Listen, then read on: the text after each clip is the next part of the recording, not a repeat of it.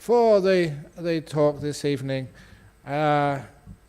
somebody just talking beforehand and just having a chat before we came in here, they were asking an interesting question about a saying which they have in Buddhism, to be an island or a refuge to oneself. But how can you be that? Because how can you stay with yourself for too long? Because in our modern world, that many people just are alone. They live alone.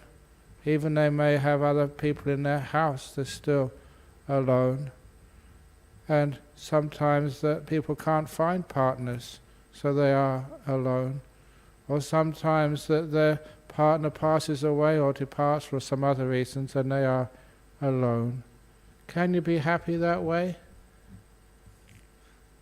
Of course you can. But how can you do that?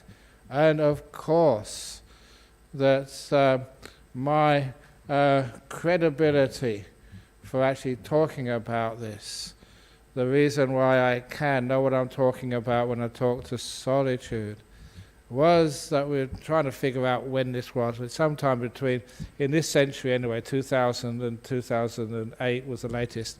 I spent 6 months without seeing any human being, without talking to anybody else. What had happened, it was I was supposed to have a sabbatical, a year off. But then one thing led to another. I can only have 6 months off. So you could go anywhere in the world. Where would you like to go? For 6 months I could go touring here, visiting this monastery or that monastery. But I said, no. Why do people always have to seek for happiness somewhere else? Why can't I find that happiness right where I am, in that monastery, where I worked so hard to build it up? So I said, no, I'm not going to seek for happiness, contentment anywhere else. I could go wherever I wanted to, but I decided to find the best happiness and truth and freedom and wisdom right here. So I had a hut in the forest in Serpentine, and I stayed there for 6 months. Never went anywhere, except deeper and deeper inside. And it was arranged that we had a box. Actually, where's that box now? The box which, I think it's over, okay, I still there somewhere. Anyway, yeah, we had a little box there, and in the morning, at a certain time, about 10:30, one of the monks would actually put my bowl with food in the box. And I would know the time they were coming, so I knew to be in my hut. And afterwards, I would go to the box, open it up, eat the food, and then wash the bowl and put the box in there for the next day. So it's much better than Uber Eats. It was Monk Eats. Because I never got charged, I never saw anybody. So there I was, and they knew I was alive because they see my bowl and food was eaten. So, and it could have been the kangaroos, I suppose, eating the food, but no, it was me. Although sometimes those kangaroos, they're really, really, really smart. And they soon found out that I was, in that hut. And sometimes, you'd leave your food outside on the veranda, it's a walking path. You'd leave the bowl there just for a few minutes to go inside to get something, because I liked eating on the veranda at first. And you know what happened? You find a kangaroo with his head inside my bowl, taking the first choice of food before I even got to it. And so from that time I decided to eat inside my hut.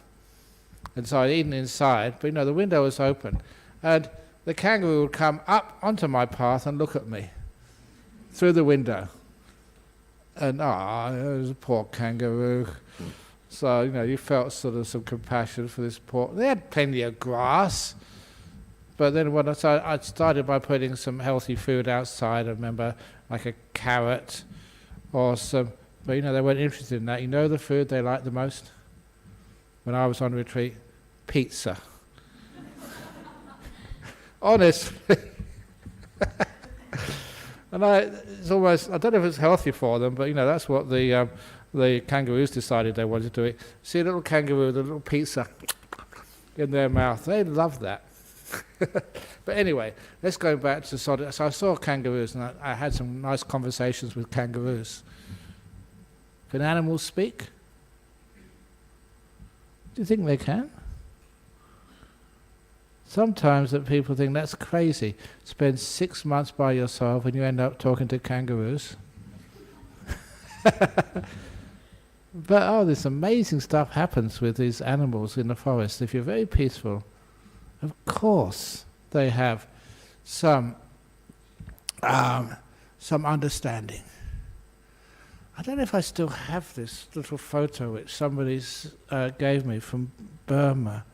I think it's in the back of the hall, back of the library somewhere. It was a snake photo. Because the story was, it was given me, I think, by a Burmese monk. And it was an amazing story that it was written in Burmese on the back. But there was a girl in Yangon, when she was young, she so claimed in her previous life to be a python, a snake, in a previous life. Which is a weird thing to start with, but then she also said that she was obviously a very special python because she lived on the shoulder of an old Buddha statue in a cave in upcountry Burma, and with 2 other pythons. And they were treated with great dignity by the villagers because they lived actually on a Buddha statue. And in Burma, you may know it's a very strong Buddhist country, and sometimes people say, that's just myths. But the parents were intrigued enough to ask, where that village was, really up country, and to make a visit there, a long trek for several days. And when they actually got to this village, it matched. There were still 2 pythons left. And every moon day, they were taken, ceremoniously, handled by the village elders and taken out to be bathed, and then afterwards brought back to the statue where they lived. And someone had a photo of the 3 when they were still alive. Now there was only 2. Sometimes you think, that's crazy stuff, Ajahn Brahm.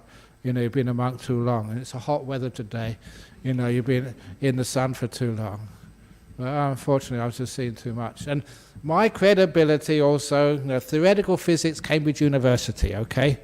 So, you experiment, you're a scientist, you look at these things, and my goodness, you see some things which you cannot ignore. So anyway, there are some people who can talk to animals. You seen any animal whisperers? So apparently they're on TV or something, and they're amazing what they can do. So anyway, I was, one of the wonderful animals I saw over there was a pair of eagles. And you should see them flying in the afternoon, about the same time, with a little baby. And when I first saw it, I always made sure I was going to come out that time in the afternoon to see them. And to see them flying in the air, training their kid to fly. And to see it get bigger and bigger and bigger over, say, a month, every afternoon, until obviously the baby eagle was big enough to look after itself. That was just towards the south of Bodhinyana Monastery. See some beautiful things there. And anyway, how can you spend such a long time in solitude without going crazy? And apparently 6 months alone, by myself, and not talking to anybody, that sometimes people say, wow, you must really go mad. And apparently when I came here for my first talk, there was a few people disappointed I hadn't gone crazy. They were expecting me to have these big wide eyes and really long hair and a beard, like the crazy monk from Serpentine. If I'd have gone really crazy and looked really wild, then I would have probably got off in the newspapers. That would be newsworthy. Strange, isn't it? But when I come off nice and peaceful and blissed out, that's not really newsworthy. Isn't it weird that people all like sort of crazy stuff, but peaceful stuff they're not that interested in? Anyway, that's the subject of another talk. But how could you actually do that for 6 months without going mad? And it was always because during that time I knew how to be my best friend. To actually learn how to be at peace with myself, with my body, with my mind. Learn how to not to make war with myself. It's not that hard. A lot of times people, they do react to difficulties with trying to exterminate those difficulties, making war with them, instead of making peace with them. So you may have a partner in life you're trying to get rid of. Or those of you who are single are trying to find a partner. Either way it doesn't make much difference. You've heard me say before that if you are with somebody, if you are married, you've got married person's suffering. And then you get rid of your partner one way or another, and then you find you don't have married person suffering anymore, you have single person suffering. And so then you decide, well, I don't want to be single, I don't want to be married, so what can I do? Then you become a monk or a nun. You know what happens then? You have monk suffering.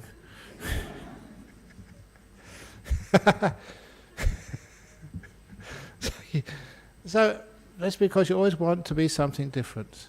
You want to go somewhere else. You're not really happy to be here. Oh, you kids, are you looking forward to going to school on Tuesday, Wednesday? Some people can't wait to go to school, see their friends, and as soon as they're at school they can't wait for school to finish. Have you ever noticed we always want to be somewhere else in life? So, this is actually how to be at peace with yourself. To be able to be kind to yourself, be kind to this moment. Instead of trying to cure and get rid of things, to care for things. Not curing, but caring. Now when you understand what that really means, you make peace with this moment. You don't fight it, you make peace with it. When you make peace with this moment, and you are kind, open the door of your heart to this moment, being compassionate to this moment, you find this moment is actually very beautiful. And when you become at ease with this moment, you find you can be at ease with yourself, with this old body, this old mind, telling really stupid jokes sometimes. Actually not sometimes, all the time. All these times which you try and fight yourself, you're not learning how to be a friend to yourself. When you're with your best friend, you can spend so much time with them. Sometimes people always say that they find the best friendship with a dog. That's why sometimes they say the dog is your best friend. Why? It's because a dog never argues with you. They never ask for things. Even if you say rotten things to them, they still lick you afterwards. It's amazing. A dog is just so compassionate and tolerant and just likes to be with you. So that's why some people, if you can't find a partner in life, get a dog. Much easier to actually look after. They don't. But anyway, why is it that when we're with a best friend who doesn't criticize us, who doesn't ask for things, who's just happy to be with us, why is it they teach us so much love? Why can't we learn from those experiences how to be at peace with ourselves. But not demanding things from ourselves, not trying to do better. Over in the world, we're always trying to achieve this and to increase our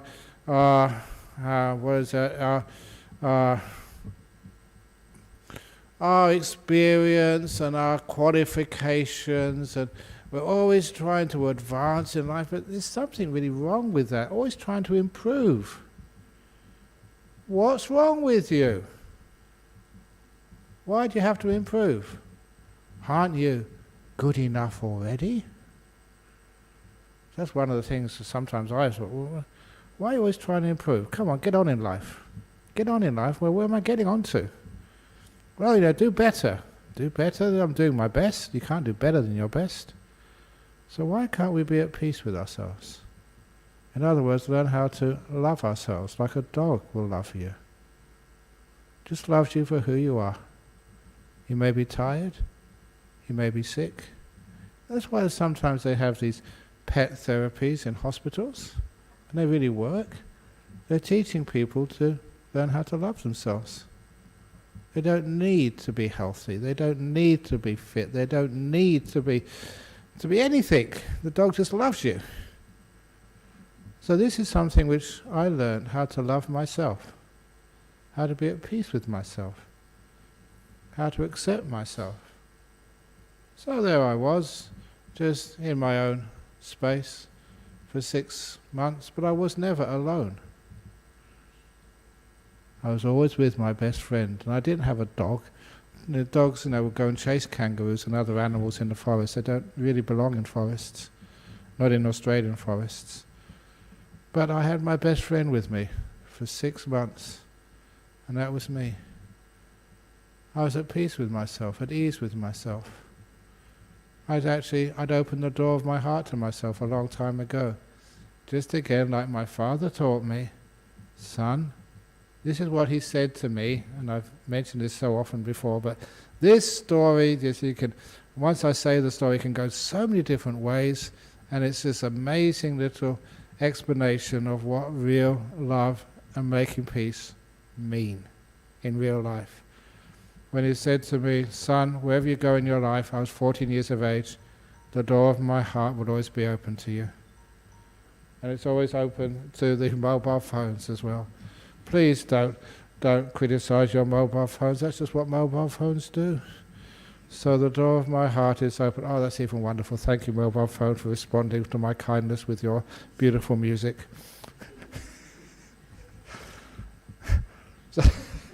So when my father said the door of my heart's open to you no matter what you ever do, that meant something really important. It meant that he was going to give me his love, his acceptance, no matter what I ever did. And that's what it meant. And that I couldn't really understand just the power of that until much later. And of course I tried that with many other people, each one of you. Doesn't matter what you do, the door of my heart will always be open to you. And also to me. So the door of my heart, a long time ago, opened. Whoever I was, whatever I did, I could make peace with myself. You know that sometimes we find it so hard to love others in this world. The main reason is because we don't know how to love ourselves. We're so hard on ourselves. And the classic story, which I'm going to take the opportunity to mention here, and this is going to be interactive. So listen carefully, because there's going to be a question at the end of this story. So this was a story which teaches people about what open the door of your heart is. There were 7 monks who were meditating in a cave, deep in a jungle, a long way away. And those 7 monks, listen carefully who they were. The first monk was the head monk. The second was his brother. They'd become monks together. The third was his best friend. The fourth was his enemy. Now, wonder why do two monks live together and they just cannot get on. But some people have just got personality conflicts. They're both really good people, but they just cannot get on. So the fourth monk was the enemy. The fifth monk was a very old monk. He was so old that no one knew when he was going to die. Any day now, he would probably cark it. Well, I shouldn't say that maybe, but he would abandon his body. He would die. So he was the fifth monk. And the sixth monk, he was so sickly, so ill, even with the best care in the world and medicines, that it was just no one knew who would die first, the old monk or the sick monk. And the last monk, number 7, was the useless monk. As I say, every monastery has one. You go to Dharmasara and ask which one it is. But even though, whenever they chant, they always chant out of key. As soon as they meditate, they fall asleep. Worse than that, they start snoring. Whenever they can't even wear their robes on properly, they always fall off. They always fall off. Oops. Maybe that's how I started. And they can't give a Dhamma talk when they come up here to give a talk and everyone leaves. Well, they say the wrong thing, but give them a chance. So those are the useless monks. And so that was number 7, the useless monk. Never done any sort of real thing of really great use in his whole life, but he was a monk. So anyway, remember those 7 monks. And then this band of thieves and robbers, these really bad guys, came and they found that cave in the jungle. Excellent place for their hideout. They were going to take that over as a place where they could store all their stolen goods and also to hide when the police were after them. So they could hide there for a while and then they could store their goods as well. But there was one trouble with that cave. The monks had found it first. And they were scared. They couldn't let the monks go because if all those monks went, what would happen is one of them would tell the police, the authorities, where that cave was. So the head thief, decided he was going to kill all those monks, to slaughter them. These were really bad dudes. The thieves, that was, not the monks. Obviously. So anyway, that they said, we're going to kill you all so no one lets the police know where the cave is. And the head monk said, well, why kill us all? We won't tell. We won't believe you. How can we trust you? And they came to a deal, the only deal which the thieves would accept, that the thieves would kill one of those monks in front of all the rest as a warning that these were serious thieves. And if any monk, once they let them go, any of the remaining 6 monks, if they would tell any policeman that the thieves would come for them and do the same to them, they had to show a warning to the rest of the monks. So that was the best the head monk could do. So the head monk had to decide who would have to die so all the other monks could go free. So imagine you were that head monk. Who would you choose to die so all the rest could go free? But before you answer, remember the list of 7 monks. The head monk, his brother, his best friend, the enemy, the old monk. And the old monk's about to die anyway. He's only just shortening his life by a couple of days. Sick monk, the same. He's going to die soon. So, and the last one, the useless monk, throughout his whole life, never done anything for anybody of great use. Maybe he could find a use after all that time. So if you're that head monk, who would you choose? And if you heard this before, don't spoil it by putting your hand up and saying what the answer is. So, who was chosen?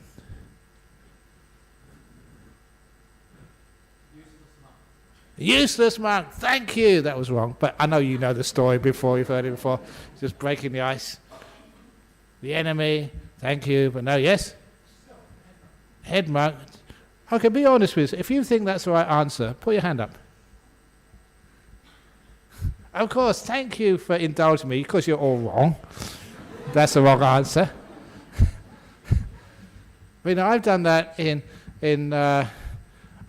this one time, it was a Christian bishop, an Episcopalian bishop over in Sacramento in the United States. And he wanted to understand something about, you know, Buddhism, but I asked him that question. Of course, he said he sacrificed himself. And when I told him, said that's the wrong answer, you know, when I gave him the right answer, he said, wow, that is just so amazing. It goes way beyond sort of the divisions between religions and speaks to the heart of religion. And he said, asked if he could use that in his sermons, which he probably, you know, I said, certainly you can. No one owns truth, it's there to be used, to make people peaceful and happy. But the answer was, that many of you know now, was he could not choose, because the head monk's love and respect to his brother was exactly the same, no more, no less, than his love for his best friend. He loved even the enemy equally. And he loved the old monk and the sick monk, the dear old monk, the sick monk, the useless monk. He loved them all equally, but most importantly, he loved himself no more, no less than everybody else. That's why it was impossible for him to choose. And at that point, when I was teaching this to the bishop, I told him, I said, don't you remember your teacher, Jesus, telling you to love your enemy as yourself? No, love your neighbor, sorry. Love your neighbor as yourself. Doesn't that mean to love yourself as your neighbor? No more, no less. Wow, he got it. Why is it we always sacrifice ourselves? First, is because there's something very wrong with our psychology, with our spirituality. It means that we don't love ourselves. We sacrifice ourselves. But does loving yourself mean you're going to be selfish? No. The old story, when I do bless marriages, that look in the wife's eyes, the new bride, say from now on, from now on, you're a married woman, you must not think of yourself. Yes, she says. The guy, you must not think of yourself. Yes, he says. Then the guy, you must not think of your wife from this moment on. But he admits, okay, yes, I don't know why, but I trust you, Ajahn Brahm. And then, telling the wife, you must not think of yourself from this moment on. You must not think of your husband from this moment on. Because once you're married, you must not think of yourself. That's called selfishness. That's not a marriage. You must not think of the other partner. That's where you burn out. So who should you think of? Us. The third option. In other words, loving yourself means that you count no more, no less than everybody else. But the reason I tell that story is because most times people sacrifice themselves, they don't love themselves. Which is one of the reasons why you can't spend time in solitude. After a while, you just go a bit mad or crazy, or you want to turn on the TV, or you want to sort of see what's happening in the news, or you want to sort of find out what's happening outside. We cannot sit still. We cannot find peace in our life. Why? Because we don't love ourselves. To love oneself or love another person, you don't have to be perfect. It is a wonderful thing to realize. You love yourself as you are. Otherwise, you have to be perfect. It's just a strain, always trying to be perfect. Especially, I must admit, this is gender bias, but you poor ladies, you have to spend so much time. Have you ever seen anybody in high heels? That's torture. makeup and hair and stuff. Okay, maybe give you, if you want to do that, fine. But I do remember going to Melbourne once. I'll never forget this, because people were having these halter tops, having low-strung trousers or skirts and just high top pieces, and this big expanse of skin in Melbourne in the winter time, and it's going blue. And what do you do that for? For a guy? Is that worth it? I think some of you are laughing because you recognise that story. And just, what do you do for, to hurt yourself so much trying to get somebody else, to share your pain with you? So it showed me there's something there they're not really loving and caring for yourself. And just, thinking that your happiness comes with a partner. The happiness comes by being at ease in your own skin, being at peace with yourself, understanding who you are, and then it's so easy to have a relationship with somebody else. It's not a relationship where you actually need another person. Oh, welcome into my life if you wish to come. But you don't have to if you don't want to. It's beautiful love and peace, which is one of the reasons why I can go off into the cave and have a wonderful time being with me. Being my own best friend, having a wonderful time just being there, peaceful, because when you're happy with yourself, you're not trying to get somewhere else, do something else, improve yourself, trying to get some... Oh, what was that story? This fellow, he could never find a partner. He went to a psychologist, and the psychologist gave it to him straight. He said, look at you. That number one, you dress so out of fashion. You're so daggy with the way you dress. So he said, if you want to find a partner, go to a tailor and get a really sharp suit or something which is more fashionable. And look at your hair.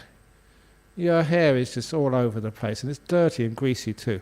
Get a proper haircut. No, teeth. The teeth are all crooked and stinky. Just go to a good dentist and just get your teeth all straightened up and have some personal hygiene.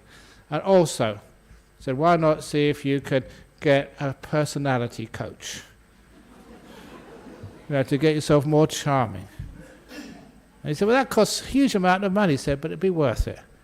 So he decided to follow the therapist's advice. He took a lot of money getting his teeth all fixed up and straightened, to a personality coach and make him more positive and attractive, and a nice, really expensive haircut, and really fancy clothes, and getting just really all prepared. He went out for the first time, and as he was going into a singles club to meet the love of his life, he hoped, he was hit by a truck and killed.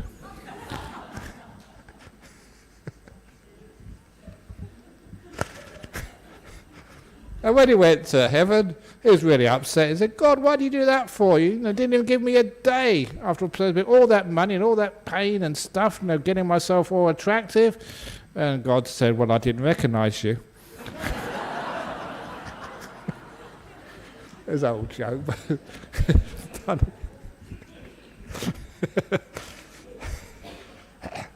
So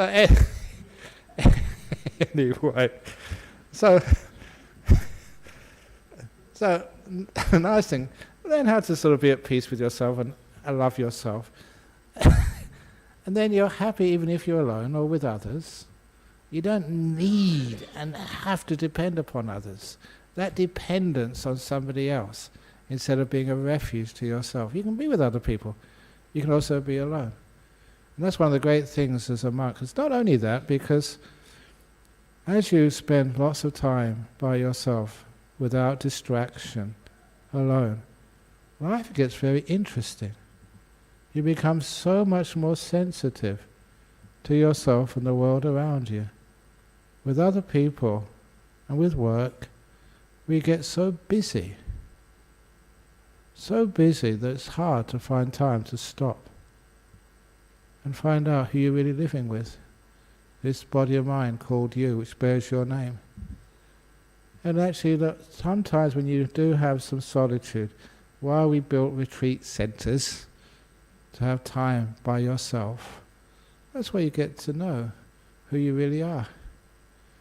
not just know who you really are, because you become so still and peaceful, you can actually start to understand what the world has been teaching you all alone. Sometimes we just talk back to the world incessantly.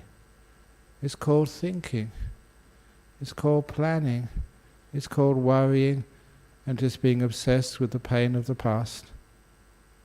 And I say obsessed with the pain of the past. I was telling someone recently that when I went to a pain and loss conference many years ago, and there was a person, there was a very, her daughter was one of the victims of the Claremont killer. And anyway, after I gave her some really nice advice about how to let go of her pain, she came up to me, and she, nose to nose almost, she was so angry. And she said, "How dare you try to take away my grief?" It was one of the first times I realized that people would rather have pain and grief than be free when they've got used to it so long. They haven't really listening to what life has been teaching them. So sometimes, if we spend more time in solitude, sometimes we can learn so much what the world, what nature always teaches us. Things like, we're not going to be together all the time. There are times when we have to part from the people we love the most. But it doesn't mean we get anxious. It means we enjoy those moments as long as we possibly can, instead of wasting them all with fear when they're going to go. Instead, we can savor every moment. That's what, when things disappear, teaches. When we can save, when the people we love and care for are right with us, we can enjoy their company. And when they leave, they go with our blessing. Thank you for being part of my life for such a long time.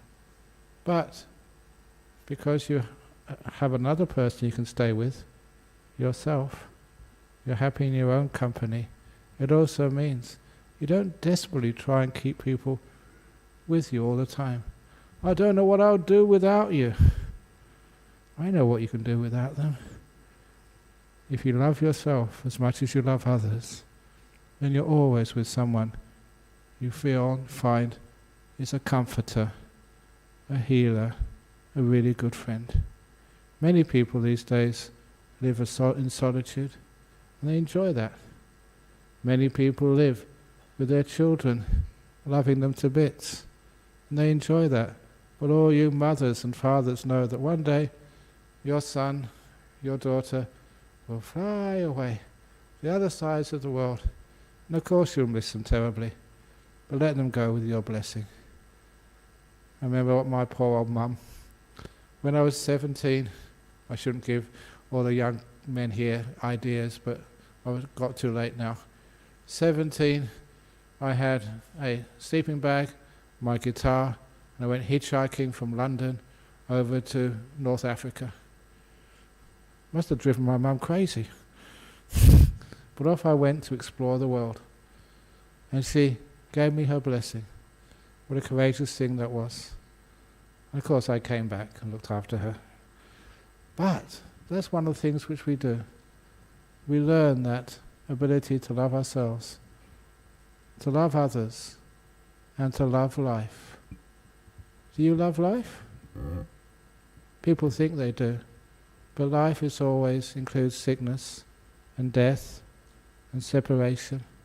That's also part of life.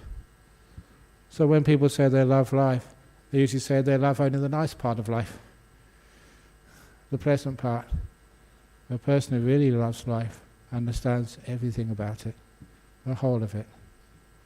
They understand themselves. They learn their weaknesses, their strengths, all about themselves. That's who you are. The trees in the forest, the sunset over the Indian Ocean at night time, in the evening, when there's a few clouds in the sky, imperfections, you get the best sunsets. When there's no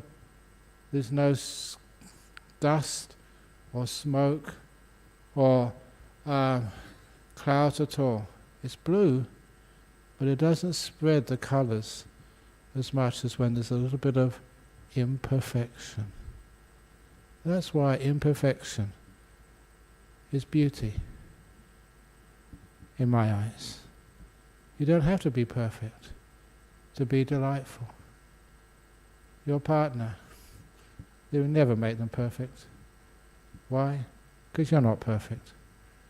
Your child will never be perfect. Not in the teacher's eyes, but in mum's eyes, in dad's eyes, always perfect. So remember that, kids. You're going to go to school and you're going to get criticized, and sometimes your teachers say you're not good enough. Even if you're an Einstein, you can always do better.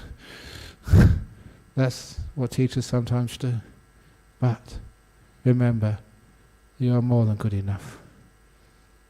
I'm going to finish off with a little story I told earlier. It's one of the old stories I told a long time ago. Of course it's a joke, about the kid who came home from school, and he told his dad, said, "How do you go at school today, son?" And his son said, "Dad, today teacher asked a question and I was the only one in class who knew the right answer." And the father was both surprised and impressed, saying, "Usually you get in detention, usually you get extra homework. Just how come today, you did so well?" And he said, "Oh, well, I just knew the right answer, Dad." And Dad said, "I'm so proud of you," and gave him a $20 note as a reward, trying to encourage him to be smart in the future.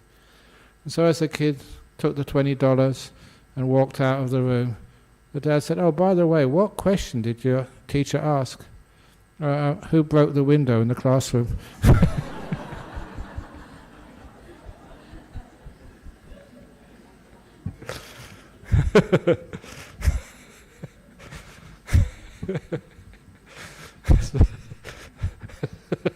So anyway, that's learning how to love yourself and learn how to be at peace with yourself.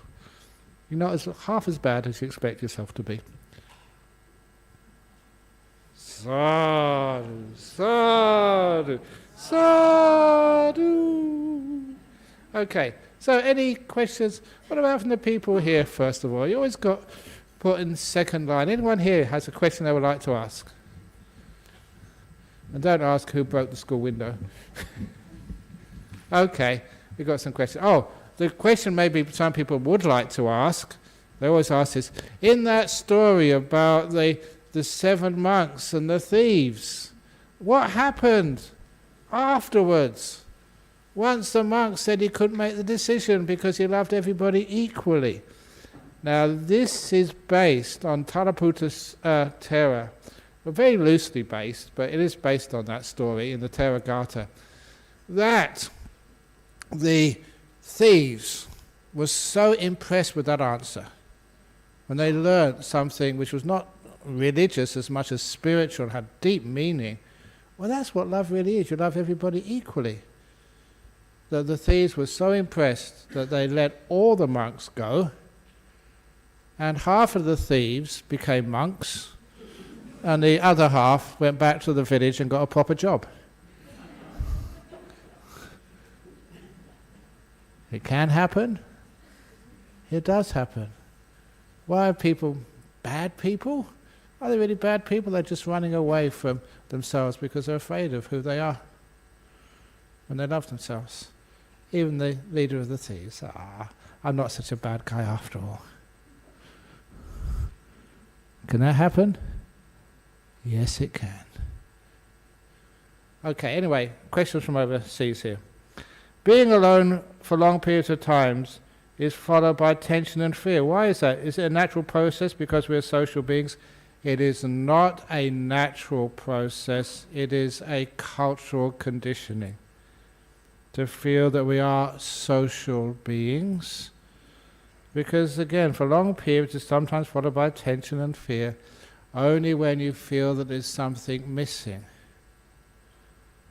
And when you don't feel there's something missing, you know you're with yourself, you're with life. Social beings, sometimes when you're with yourself for such a long period of time, look, an interesting point of that, whenever we teach retreats, we try and keep, these are 9-day retreats or even longer, we try and keep silence on retreats. In other words, no talking. And where we try, so one of these days I'm going to really lay down the law and get everyone to put in their mobile phones and iPhones before they go on retreat.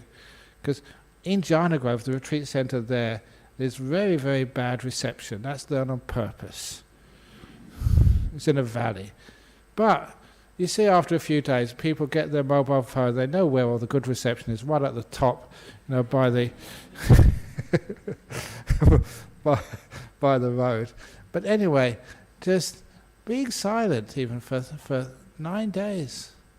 At first, I can't talk to anybody. Oh, and they feel this is just like a military camp. But after 9 days, I haven't done this recently, I say, okay, the last day you can talk.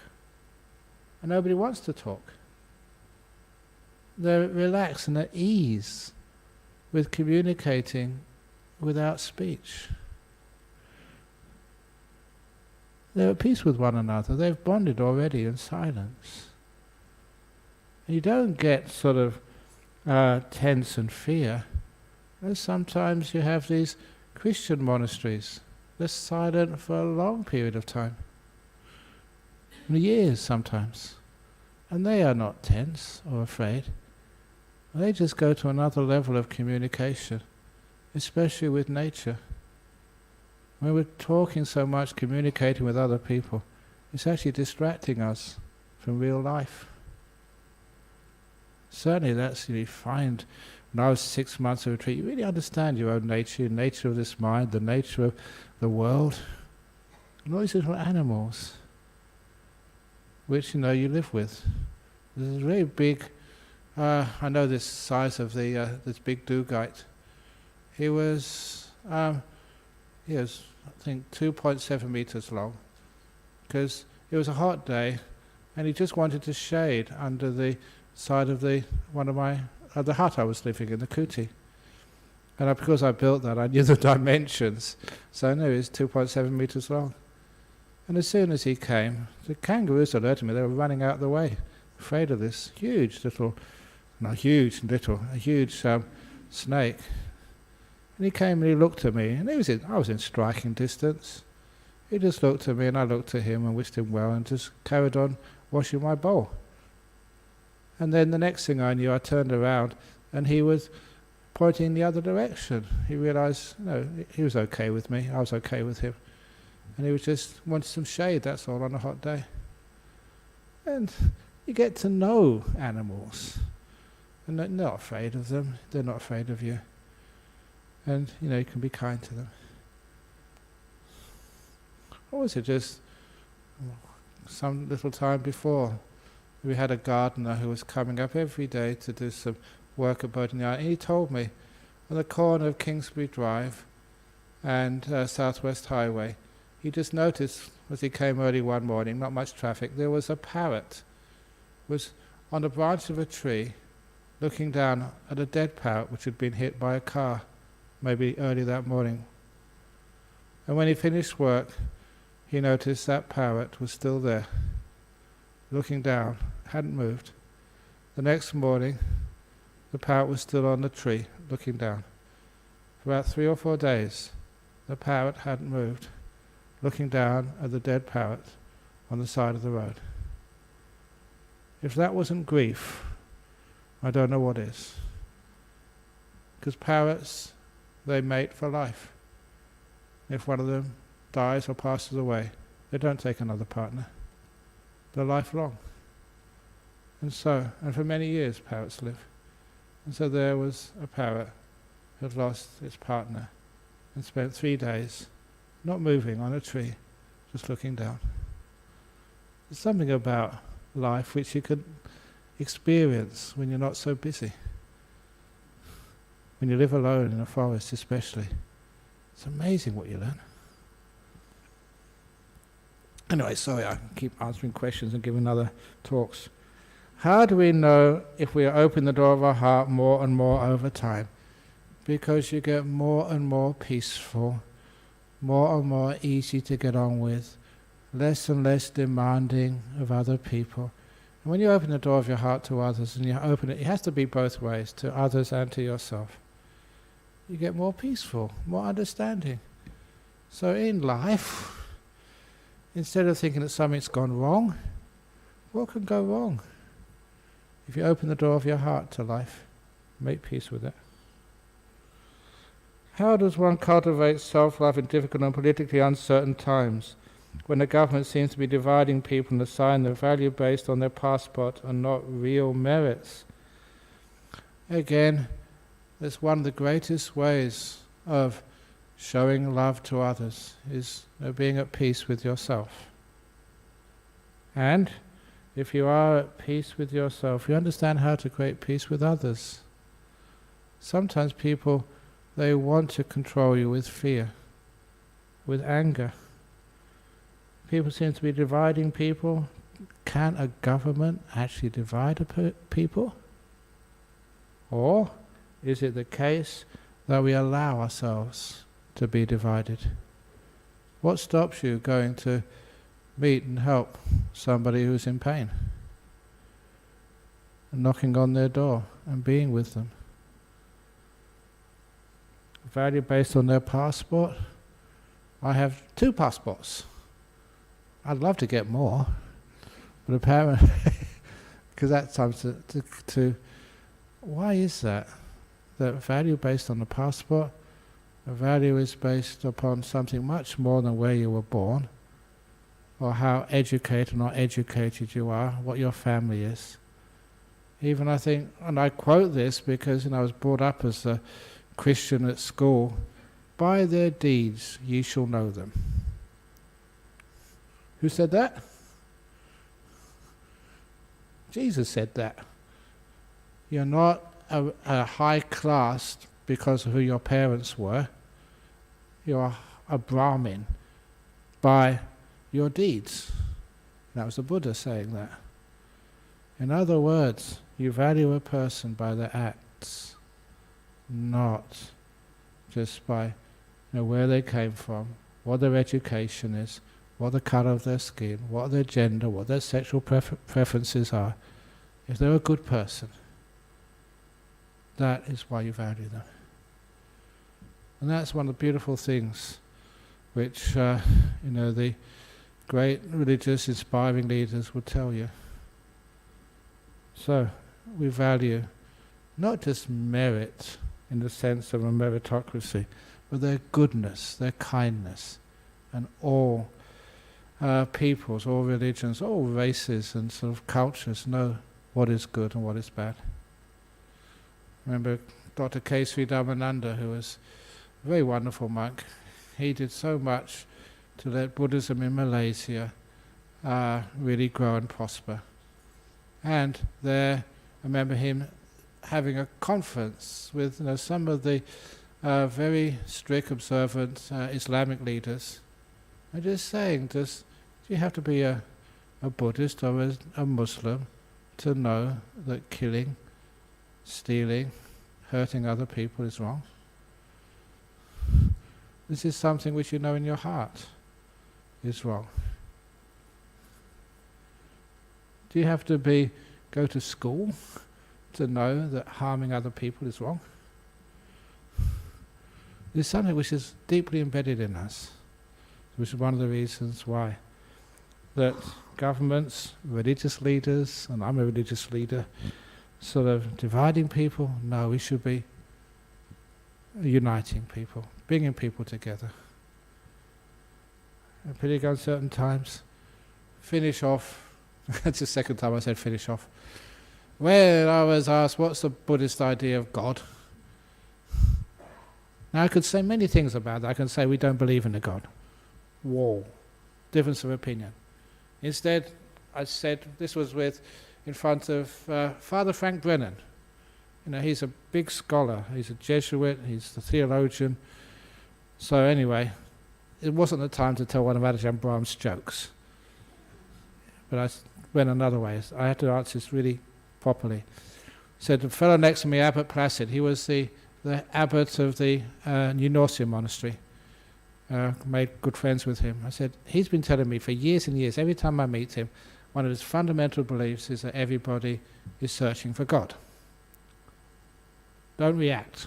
Okay, I'm a Buddhist. Ajahn Brahm, you shouldn't say that or agree with that. You're a Buddhist. But anyway, I said, no, let's wait for a moment. So, I respect my friend. So if everyone is searching for God, what are Buddhists searching for? What are atheists searching for? What is young people searching for? What do you want in life? And I said, well, I know that hanging out with all of you for so many years, what do you want when you come here? You want some respect, first of all, no matter what race, religion, sexual preference, age, any infirmity which you have. You want to be respected. So if someone's in a wheelchair, make sure this place is friendly for any disabled. They're respected. They don't have to change before they come in here. They're respected. And they want to be cared for. And it's a wonderful thing to be loved. So don't you miss that, Ajahn Brahm? Oh, I get heaps of love. And the ability to love and care for somebody else. And they want peace in their life. To have peace in their family, peace in their world, so they can enjoy their life as best possible way they can. To find, they're going to have some problems, difficulties in life, but that's part of life. Welcome to that. There's not wrong when someone gets injured or somebody shouts at you. That's part of our life, so we welcome that. We want respect, peace, to look after. We want to have some safety, which is important, security in the sense of as much safety as we can, respect. Never never want to be rejected and demeaned, no matter who we are, how old we are, and what we do in our life. So this is what we search for. And I went on a bit longer, and I said, well, if my friend Abbot Placer, who I respect, if he says everyone is searching for God, and that's what Buddhists search for, that's what the meaning of God is. Respect, care, love, peace, safety. So, that was my answer to him. And that was an answer you may not agree with. I hope you'd see the meaning of that. But what it did, it destroyed walls between people. It managed to bring people together. If you can love yourself, then you can love others, no matter who they are. No matter who. So anyway, I've gone on for too long, as usual, but you've stayed with me, so thank you. So we can now just bow 3 times to Buddha, Dhamma and Sangha, and then we can all just stay here, ask more questions, or go home, whatever you need to do. Oops.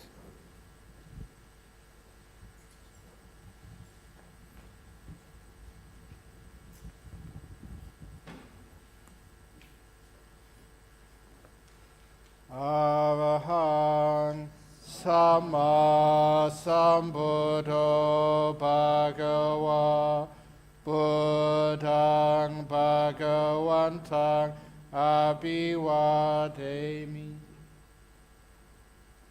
Suakato Bhagavata Dhammo Dhammang Namasami Supatipano Bhagavato Sawaka Sangho Sanghang Namah